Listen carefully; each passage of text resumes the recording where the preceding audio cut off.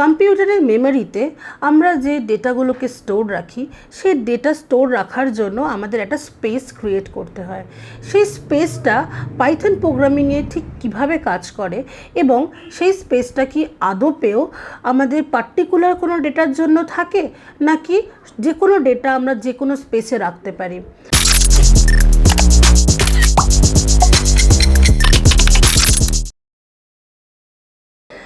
নমস্কার, আমি ইপসিতা আবারও এসে গেছি নতুন একটি ভিডিও নিয়ে এই চ্যানেলে, যাতে তোমাদের পাইথন সম্পর্কে আরও কিছু নতুন আইডিয়া দিতে পারি।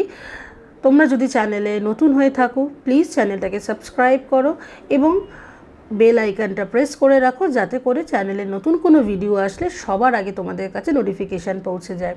তো চলো আজকে আমরা দেখে নিই ভ্যারিয়েবলস সম্পর্কে কিছু তথ্য, যেটা আমাদের কম্পিউটারের মেমোরিতে পাইথন প্রোগ্রামিং করার সময় একটা পার্টিকুলার স্পেস তৈরি করে রাখে, যেটাতে আমরা আমাদের ডেটাগুলোকে সংরক্ষিত রাখতে পারি এবং যখন আমরা আউটপুটটা চাই তখন আমরা আউটপুটটা খুব সহজেই পেতে পারি। তো ভ্যারিয়েবলস কী? ভ্যারিয়েবলগুলি মান সঞ্চয় করার জন্য মেমোরির লোকেশনে স্থান সংরক্ষণ করে। অর্থাৎ যখনই একটি ভ্যারিয়েবল তৈরি করা হয় তখন মেমোরির কিছুটা জায়গা সংরক্ষিত হয়ে যায়। পাইথনে স্পষ্টভাবে কোনো ভ্যারিয়েবলকে তার ধরন ঘোষণা করে দিতে হয় না। যখন কোনো ভ্যালু সহ কোনো ভ্যারিয়েবল আমরা ডিক্লেয়ার করি তখন পাইথন স্বয়ংক্রিয়ভাবে তাদের নির্ধারিত মানের উপর ভিত্তি করে সেই ডেটা টাইপকে তাতে অ্যালোকেট করে দেয়। এই প্রক্রিয়াটিকে বলা হয় ডাইনামিক টাইপিং। অর্থাৎ ভ্যারিয়েবল আমাদের পাইথনে যতটাই গুরুত্বপূর্ণ হোক না কেন, পাইথন সেটাকে ঠিক নিজের মতন করে সাজিয়ে নেয়। পাইথন এতটাই অ্যাডভান্স লেভেলের একটি ল্যাঙ্গুয়েজ, একটি প্রোগ্রামিং ল্যাঙ্গুয়েজ, যাতে করে যদি আমরা ধরো একটা স্পেস ক্রিয়েট করতে চাইছি একটা মার্কসের জন্য, সেই মার্কসটা অটোমেটিক্যালি পাইথনের মেমোরিতে বা আমাদের কম্পিউটারের মেমোরিতে পাইথন ল্যাঙ্গুয়েজ দ্বারা সেভ হয়ে যাবে যে এটা একটা নিউমেরিক ভ্যারিয়েবল। এটাকে আলাদা করে কোনো ডেটা টাইপ আমাদের ইনপুট করতে হবে না। যেমন ইন্ট a ইকুয়ালস টু আমাদের 20 লিখতে হবে না। আমরা a ইকুয়ালস টু 20 লিখছি মানেই পাইথন প্রোগ্রামিং অটোমেটিক্যালি বুঝে যাবে যে এই a ভ্যারিয়েবলটার মধ্যে আমরা 20 নামে কোনো নাম্বার সেভ রাখছি, তো এটা নাম্বার ভ্যারিয়েবল হিসাবেই কিন্তু সেখানে আমাদের মেমোরিতে সেভ হয়ে যাবে। সেই রকমই আমরা যদি কোনো নাম সেভ রাখতে চাই, লাইক আমরা যদি অ্যাপেল এই স্ট্রিংটাকে যদি আমরা সেভ রাখতে চাই, ধরো বি ইকুয়ালস টু সিঙ্গেল কোটেশনের মধ্যে আমরা লিখে দিলাম অ্যাপেল, তখন সেই অ্যাপেল স্ট্রিংটা বি ভ্যারিয়েবলের মধ্যে অটোমেটিক্যালি স্ট্রিং ভ্যারিয়েবল বলেই কিন্তু সেভ হয়ে যাবে। আলাদা করে আমাকে সেখানে ক্যারেক্টার বা স্ট্রিং কোনো ডেটা টাইপ কিন্তু মেনশন করতে হবে না। এটি একটি পাইথনের বিরাট বড় সুবিধা, যাতে করে আমাদের সময় বাঁচে, যাতে করে আমাদের কনফিউশন দূর হয় এবং আমরা খুব তাড়াতাড়ি অনেক বড় বড় প্রোগ্রামকে অনেক অল্প লাইনের মাধ্যমে লিখে ফেলতে পারি। তাতে করে আমরা আরও বেশি প্রোগ্রামিং করতে পারি এবং আমাদের অনেক সুবিধাও হয়। তো চলো আমরা দেখে নিই ভ্যারিয়েবল সংক্রান্ত কতগুলো নিয়মাবলী আছে আমাদের পাইথনে। তো চলো ওয়ান বাই ওয়ান সেগুলো আমরা দেখে নিই।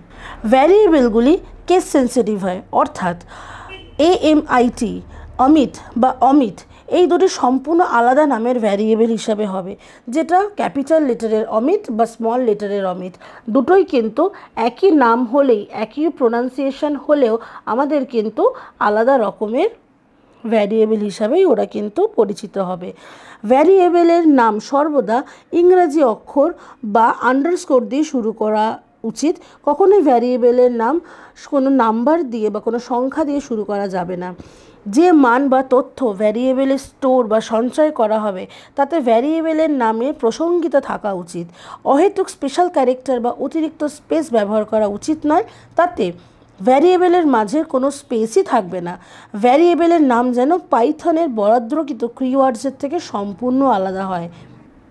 পাইথনে যে 33টি স্পেশাল কিওয়ার্ডস আছে সেইটা সম্পর্কিত আমি একটি গোটা ভিডিও করা আছে আমার এই চ্যানেলে, তোমরা প্লিজ ডেসক্রিপশন বক্সে গিয়ে সেই লিঙ্কটা সম্পর্কে দেখে নাও এবং যদি কোথাও সমস্যা হয় অবশ্যই কমেন্ট করে জানিও যে কিওয়ার্ডস সম্পর্কে যদি আরও কিছু তথ্য দরকার হয় আমি তোমাদেরকে নতুন একটি ভিডিও করে সেটা জানাবো।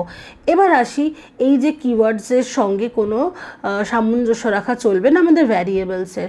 কিওয়ার্ড সম্পূর্ণ কম্পিউটারের মেমোরিতে বলার থেকেও বেশি ভালো হবে আমরা যদি বলি কিওয়ার্ডস, এই যে 33টি কিওয়ার্ডস আছে এটা পাইথনের যে লাইব্রেরি সেখানে আগে থেকে নির্ধারিত করে রাখা আছে যে এইগুলো হচ্ছে কিওয়ার্ডস।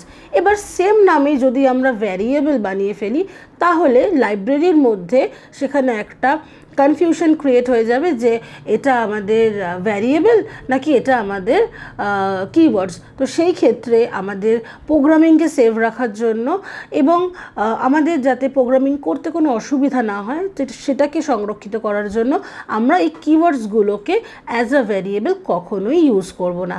কিওয়ার্ডসের মতন আলাদাভাবে ইউজ করবো এবং ভ্যারিয়েবল তো আমরা নিত্য নতুন তৈরি করতেই পারি, আমরা বিভিন্ন ভ্যারিয়েবল তৈরি করে নেব নিয়ম মেনে। পাইথনের আরও একটি গুরুত্বপূর্ণ কনসেপ্ট রয়েছে যেটা না বললেই নয়, সেটা হচ্ছে এল ভ্যালু এবং আর ভ্যালু। এই এল ভ্যালু এবং আর ভ্যালু আমরা ডেটা যখন পুট করব তখন এই ছোট কনসেপ্টটা আমাদের থাকাটা খুবই গুরুত্বপূর্ণ যে এই দুটো কেন এসেছে এবং কিভাবে এরা কাজ করে। তো চলো আমরা প্রথমে দেখি এল ভ্যালু কী এবং কিভাবে কাজ করে। এল ভ্যালু হলো একটি এক্সপ্রেশন যেটা কম্পিউটারের একটি মেমোরির লোকেশনকে বোঝায় যেখানে একটি ভ্যালু স্টোর করে রাখা হয়। এটি একটি অ্যাসাইনমেন্ট অপারেশনের গন্তব্য, যেমন একটি ভ্যারিয়েবল। এবং এল ভ্যালুর বৈশিষ্ট্য বলতে আমরা বুঝব এটি একটি অ্যাসাইনমেন্ট স্টেটমেন্টের বাম দিকে উপস্থিত থাকে এবং এটি একটি মেমোরির লোকেশন বা ঠিকানা এবং এটিকে সংশোধন করা যায়। আমরা যখন কোনো ভ্যারিয়েবল নেব এবং কোনো ডেটাকে পুট করব তখন ইকুয়ালস টু বলে আমাদের যে সিম্বলটা আছে সেটাকে আমরা রেখে তার লেফটের ভ্যালু এবং তার রাইটের ভ্যালু এই দুটোকে নিয়ে আমরা ডিফারেন্সিয়েট করব। তো সেই ক্ষেত্রে আমি এতক্ষণ ধরে বললাম হচ্ছে ইকুয়ালস টু লেফট পোর্শনে যেটা থাকবে, মানে যদি আমরা এ ইকুয়ালস টু 20 বলি আমরা এটাকে ধরবো হচ্ছে এল ভ্যালু মানে লোকেশন ভ্যালু। বেসিক্যালি এটা আমরা লোকেশন হিসাবে ধরে রাখি, এটা আমাদের একটি ভ্যারিয়েবলের লোকেশন কে বোঝাতে কাজে লাগে, তো সেটা আমাদের এল ভ্যালু। এবার চলো দেখি ইকুয়ালস টু যে ডান দিকের ভ্যালুটি আছে মানে 20 সেটিকে আমরা বলবো হচ্ছে আর ভ্যালু। তো চলো দেখি আর ভ্যালু কাকে বলে এবং আর ভ্যালুর কিছু বৈশিষ্ট্য। আর ভ্যালু হলো যে মানটি যে কোনো ভ্যারিয়েবলের জন্য নির্ধারণ করা হয় তাকে বোঝায়। আর ভ্যালুর কতগুলি বৈশিষ্ট্য আছে। এটি একটি মান মূল্যায়ন করে, এটি একটি ভ্যারিয়েবলের মান মূল্যায়ন করে। এটির কোনো মেমোরির লোকেশন বা ঠিকানা থাকে না, এটিকে সংশোধন করা যায় না, এক্সপ্রেশন বা অভিব্যক্তিতে ব্যবহার করা যায় না, ফাংশন আর্গুমেন্ট হিসাবে পাস করতে পারে। আমরা এক্সাম্পলটা এর আগেও বললাম, আমি আবারও বলছি, যদি আমরা নাম্বার ইকুয়ালস টু 40 ধরি, নাম্বার যদি আমরা একটা ভ্যারিয়েবল হিসাবে ধরি, নাম ইকুয়ালস টু 40, তাহলে নাম হচ্ছে আমাদের এল ভ্যালু আর 40 হচ্ছে আমাদের আর ভ্যালু। 40 ক্যান চেঞ্জেবল, আমরা নাম ইকুয়ালস টু 40 বদলে নাম ইকুয়ালস টু 20, 10, 50 এনিথিং করতে পারি। তো 40 পার্টিকুলার কোনো লোকেশন থাকে না, কিন্তু নাম এটির একটি লোকেশন থাকে, সেই কারণেই এটি এল ভ্যালু। পাইথনের আরও একটি গুরুত্বপূর্ণ কনসেপ্ট যেটা হচ্ছে কমেন্ট লাইন। এই কমেন্ট লাইন আমাদের এমন একটি সংজ্ঞা দেয় যেটা প্রোগ্রামিংয়ের ক্ষেত্রে খুবই গুরুত্বপূর্ণ। এর আগেও আমি আলোচনা করেছি অল্প বিস্তরভাবে।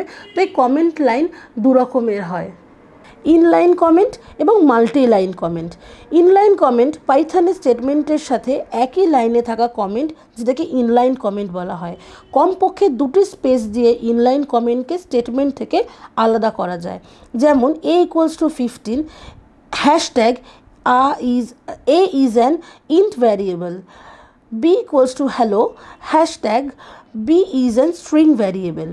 এবারে আসি মাল্টি লাইন কমেন্টের জন্য কি ব্যবহার করব বা মাল্টি লাইন কমেন্টকে আমরা কি বলি। পাইথনে মাল্টি লাইন কমেন্ট বা ব্লক কমেন্ট ব্যবহার করা হয়। মাল্টি লাইন কমেন্ট যেটার মধ্যে অনেকগুলি ট্রিপল কোটের মধ্যে লেখা হয়, এদের ডকুমেন্ট স্ট্রিং বা ডক স্ট্রিং বলা হয়। যখন কোনো একসাথে কয়েক লাইন কমেন্ট লেখার দরকার পড়ে তখন আমরা এই ধরনের ফরম্যাট ব্যবহার করি, যেমন triple quote is This is a comment that is written in more than just one line, triple comma বা triple quote finish, single triple quote. This is a comment that is written more than just one line. তো আমরা এই ভিডিওতে দেখতে পারলাম বেশ কিছু পাইথনের নতুন নতুন তথ্য, যেগুলো আমাদের প্রোগ্রামিং করার সময় অনেকটাই আশা করি হেল্প করবে। তো পাইথন আমাদের খুবই গুরুত্বপূর্ণ একটি ল্যাঙ্গুয়েজ, যে ল্যাঙ্গুয়েজটা আমরা পরবর্তী বেশ কিছু ভিডিওর মাধ্যমে আমরা আস্তে আস্তে শিখব। পাইথন খুব ইজি এবং ভীষণই ভ্যালুয়েবল একটি প্রোগ্রামিং ল্যাঙ্গুয়েজ, যেটা আমাদের ভবিষ্যতে চাকরির ক্ষেত্রে এবং শিক্ষাগত যারা টিচিং প্রফেশনে থাকতে চাও বা যারা বিটেক করতে চাও, বিসিএ করতে চাও, তাদের জন্য খুবই গুরুত্বপূর্ণ। তো বন্ধুরা, আজকের ভিডিওটা এই পর্যন্তই। যদি এই ভিডিওটি ভালো লাগে তোমরা অবশ্যই লাইক করে দেবে, কমেন্ট বক্সে কমেন্ট করে জানাবে তোমাদের ভালো লাগলে। আর যদি কোনো কোয়ারিজ থাকে সেটাও তোমরা অবশ্যই কমেন্ট বক্সে জানিও। ভিডিওটি বন্ধুদের সাথে শেয়ার করো এবং অবশ্যই একটি সাবস্ক্রাইব করে দিও, বেল আইকনটা প্রেস করে রেখো, যাতে করে নতুন কোনো ভিডিও আসলেই সর্বপ্রথম তোমাদের কাছে নোটিফিকেশন যায়। নমস্কার।